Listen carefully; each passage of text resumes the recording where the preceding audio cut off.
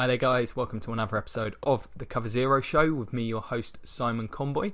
Carrying on with the draft preview series today, this episode is focusing on the San Francisco 49ers. So, where to start with the Niners? So if you've not seen one of these, what I'll be doing is I'll be going through the team's major needs. In this case, there's needs basically everywhere. Major needs, free agency essentially having ended at this point, heading into the draft, offering up my first round mock pick, and then players that will likely be considered with the round 2 and round 3 picks. Guys that could be available, and I think the team would consider would make a lot of sense. So, the Niners, in terms of their needs, this was a tough one to narrow down. There are a lot. I think quarterback's the obvious one, absolutely. The wide receiver spot also. I know they bought in Garcon, but he's getting up there and he's not really, I don't think, a true number one. Need to get some more talent there. And I think the outside linebacker spot is not enough pass rush. They've got those, two high picks invested on the defensive line in Armstead and Buckner. Could really do with a pass rush to try and maximise that and help out that secondary a little bit. I mean, that's just three. I'm going through three needs. I think there are more. Inside backer, could do some interior offensive line help.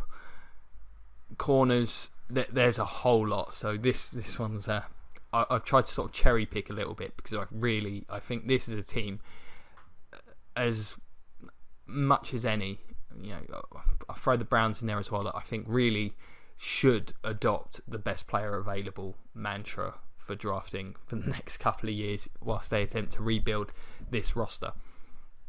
So in round 1, I have mocked Solomon Thomas to them.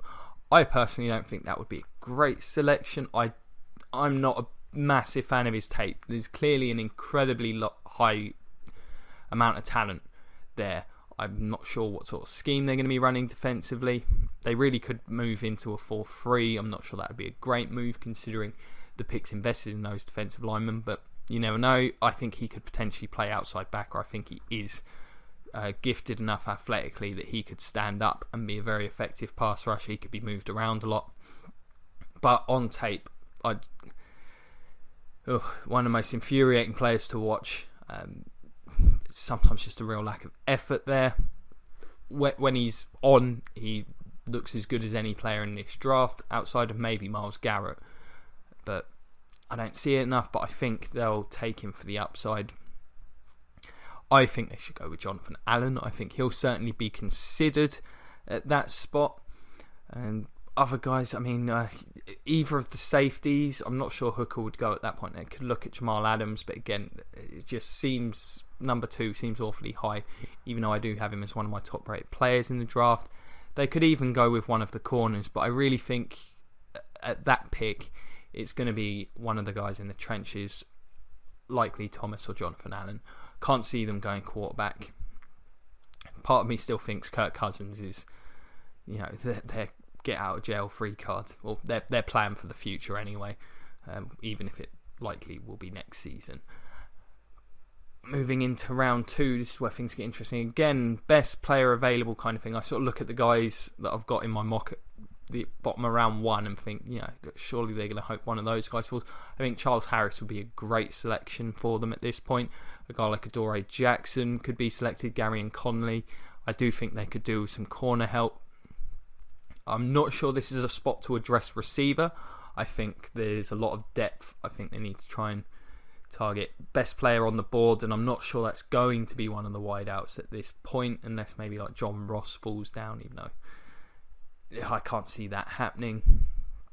They could potentially target TJ Watt. I think if he falls, he'd be a good value for them here. Sidney Jones, this is a team in a rebuild. I think getting a guy knowing that he's going to sit next year, but if he comes back healthy, has potentially got top 10 talent, I think that would be a great pick for them. This is a team that, I doubt they're going to make a run at the playoffs next year. They can afford to sit a guy, especially in the wake of, was it Trumaine Johnson being released this week? Quarterback, they could look at one of the guys here. I'm not sure, like Mahomes and Kaiser as, I guess, the two they'd probably be looking at to fall there, because I still don't think Watson gets even close to this far, and to be honest, I don't think Kaiser or Mahomes will be available either, especially with the Texans selecting in the 20s. I think they'd need to trade up to get one of those guys. Davis Webb's an option, but I can't see them necessarily going quarterback. There's a lot of corners, as I said, mentioned Conley, Fabian Moreau, some talent there, even a safety, although I don't think it's the biggest need. But if a guy like Buda Baker is the highest rated player on the board, I think they should just do it. Round 3, this is where it starts to get, when you've got a team with this many needs, it's very difficult to sort of isolate a few players. It will just be a case of who's available. Anyone that falls, that you've seen me discuss in any of the videos previous, sort of for round 2 selections, any of them, a guy like Tyvis Bowser, he'd look good there. Even Pocic, I think they could do with. I'm going to mention him for most teams, so I just think he's going to be a good value pick for whatever team selects him. A guy like Cooper Kupp, if he falls to them at this point, I think he'd be a great pick. You never know. Sidney Jones, Adoree Jackson. Adoree Jackson won't be there, actually. He's far too athletically gifted. Sidney Jones, I just don't know. Could even see one of the inside backers. I think once Bowman went down, we saw they're not very good at that spot. So they could go for one of those guys.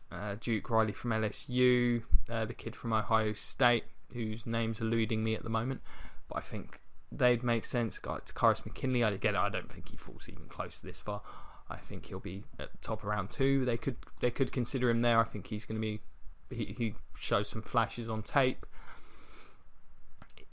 It's rough. Curtis Samuel, again, corners. There's so many of them that there could definitely be a guy. Desmond King or somebody could be available, and they'd be great value at this point. The defensive tackles, who I've mentioned a million times, they could get one of them guys. They could do with another nose tackle.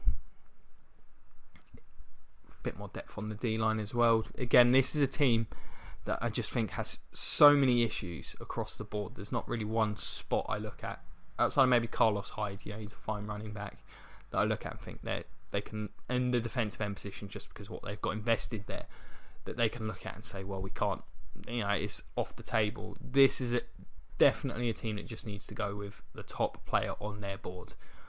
I'm not sure this is the year for them to go quarterback. Not sure what they're going to do at that position. I will do an episode covering that at some point. It's a tough position that they're in. But let me know what you think. Niners fans, I do feel bad for you. To have gone from where they were under Harbaugh to where they are now so quickly is really disappointing. Let me know, who do you guys want? Because, as I say, there's so many needs. I don't feel like I can really do this team justice.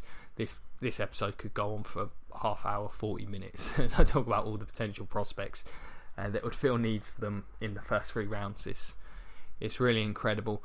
But let me know, who do you guys want, especially with that second pick. I think it's a really tough year to have that pick.